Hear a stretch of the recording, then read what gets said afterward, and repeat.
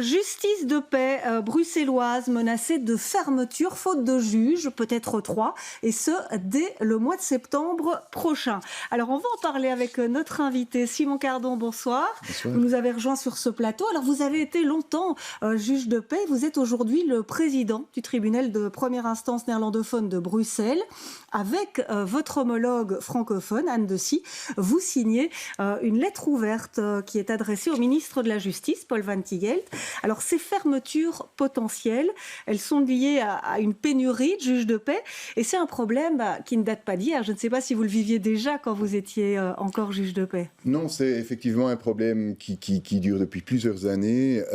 À Bruxelles, nous fonctionnons quand une justice de paix est sans titulaire, nous demandons à un juge suppléant, c'est un avocat en général, qui a le titre de juge suppléant. C'est une fonction qui est... le but, c'est qu'il remplace ponctuellement un juge de paix lorsqu'il est malade ou en congé.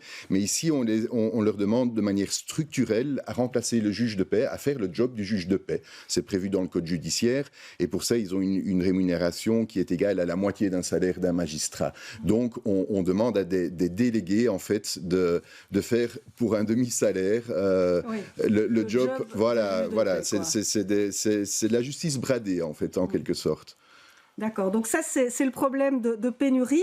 Autre difficulté, il n'y a pas de structure de gestion générale pour les tribunaux de paix. Le tribunal de police aussi, les tribunaux de police à Bruxelles.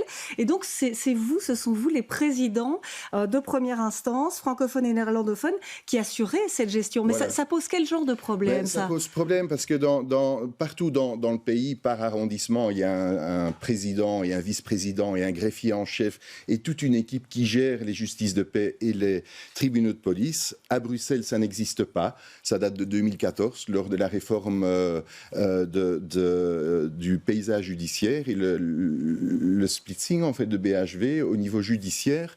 Et donc, ils ne s'en sortaient pas, je pense, les politiques au niveau communautaire pour Bruxelles. Alors, ils ont dit, vous savez quoi, on va laisser la gestion des justices de paix et des tribunaux de police au président de première instance. Ils n'ont qu'à s'arranger entre eux.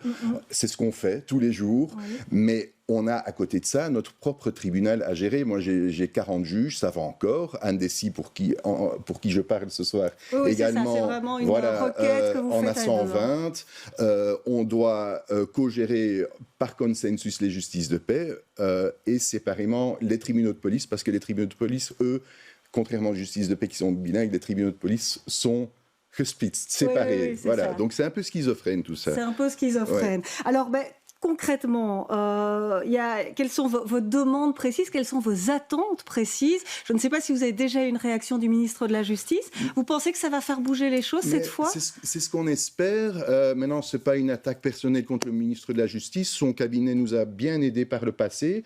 On a, en collaboration avec le cabinet, proposé des solutions, mais il y a un blocage au niveau politique. Donc c'est surtout le monde politique qu'on aimerait bien réveiller, en fait. Avec les élections qui approchent, c'est le bon moment? C'est le bon moment et c'est le mauvais moment. Ouais. On s'en rend bien compte. C'est le mauvais moment parce que on ne se fait pas d'illusions. La patate chaude va être sans doute poussée vers le prochain gouvernement. Oui. En même temps, c'est le bon moment parce que c'est maintenant qu'il faut préparer les futurs dirigeants à ce problème qui est maintenant vraiment urgent. Moi, je ne suis pas politicien, je n'ai pas de timing politique. C'est vrai que c'est les élections en juin. D'ailleurs, Anne de Sie et moi, ça c'est une autre tâche qu'on nous a confiée. On va devoir les organiser, ces élections, pour la petite histoire.